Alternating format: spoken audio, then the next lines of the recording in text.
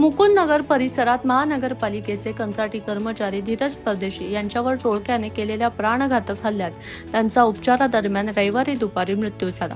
या धक्कादायक घटनेमुळे अहिल्यानगर शहरात तीव्र संतापाची लाट उसळली असून हिंदुत्ववादी संघटनांनी रस्त्यावर उतरून आरोपींवर कडक कारवाई करण्याची मागणी केली आहे। घटनेचे गांभीर्य लक्षात घेता शहरात कायदा व सुव्यवस्थेचा गंभीर प्रश्न निर्माण झाला होता। घटनेनंतर अहिल्यानगर पोलिसांनी तातडीने तपासाची चक्रे फिरवली आणि अवघ्या काही तासात मुख्य आरोपींसह इतर संशयितांच्या मुसक्या आवळल्या। आरोपींना हैदराबाद येथून ताब्यात घेण्यात आले असून त्यांच्यावर कठोर कायदेशीर कारवाई करण्यात आली। धीरज परदेशी यांच्या मृतदेहाचे शवविच्छेदन कुटुंबियांच्या मागणीनुसार छत्रपती संभाजीनगर येथील घाटी रुग्णालयात करण्यात येत आहे। शहरभर पोलिसांचा पहारा, परिस्थिती नियंत्रणात। घटनेनंतर शहरात कोणतीही अनुचित घटना घडू नये यासाठी संवेदनशील भागात पोलीस बंदोबस्त मोठ्या प्रमाणात वाढवण्यात आला आहे। वरिष्ठ पोलीस अधिकारी स्वतः परिस्थितीवर लक्ष ठेवून आहेत। तसेच पोलीस अधीक्षक सुदर्शन मुमक्का यांनी नागरिकांना कोणत्याही अफवांवर विश्वास न ठेवण्याचे आणि शांतता राखण्याचे आवाहन केले आहे। कायदा हातात न घेता काही संशयास्पद आढळल्यास तातडीने 112 क्रमांकावर संपर्क साधावा असे प्रशासनाने स्पष्ट केले आहे। सर्वांना नमस्कार। अहिल्यानगर सिटीमध्ये शुक्रवारी एक घटना घडला होता। त्यामध्ये धीरज परदेशी काल 2 वाजे सुमारास ते मयत झालेला आहे।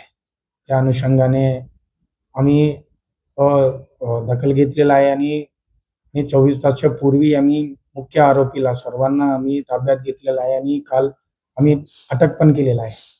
तदनंतर जे फॅमिलीच्या रिक्वेस्टनुसार त्यांच्या पोस्टमॉर्टम आम्ही छत्रपती संभाजीनगरला आम्ही पाठवलेला आहे काल, आणि आता त्यांच्या पोस्टमॉर्टम पण सुरू झालेले आहे। आणि पूर्ण सिटीमध्ये आम्ही मोठा बंदोबस्त लावलेला आहे आणि जनताला हे मीडिया माध्यमातून मी सर्वांना मी आवाहन करतो, कोणीही कायदा हाताला घेऊ नये, कोणी कोणत्याही प्रेशरमध्ये तुम्ही जबरदस्त शॉप बंद करू नये। कोणी तुम्हाला त्रास देत असेल तर लगेच तुम्ही डायल 112 ला संपर्क करा, नाहीतर ठिकठिकाणी आमचा बंदोबस्त लावलेला आहे, त्यांना पण तुम्ही संपर्क करा। लोकल ठाणेदार पण संपर्क करा। फिक्स्ड पॉइंट बंदोबस्त लावलेला आहे। 2 व्हीलर पेट्रोलिंग, 4 व्हीलर पेट्रोलिंग आणि SRP आता 3 कंपनी शहरामध्ये आहे। तो पूर्णपणे आमचा मोठा बंदोबस्त लावलेला आहे।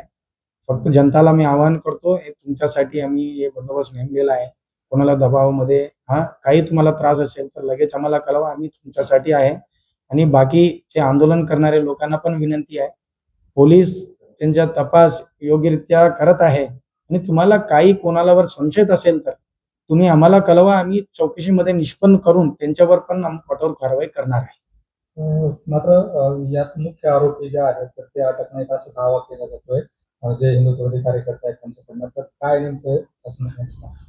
तुम्हाला सांगू इच्छितो तुमच्या माध्यमातून, जे FIR मध्ये जे नाव टाकलेलं आहे त्यांच्या अतिरिक्त आम्ही 2 अजून लोक जे मदत केलेलं आहे त्यांना पण आम्ही अटक केलेलं आहे। एकूण आम्ही 6 आरोपीला अटक केलेलं आहे। ते जे नाव दिलेलं होता FIR मध्ये त्यांना सर्वांनी आम्ही अटक केलेलं आहे।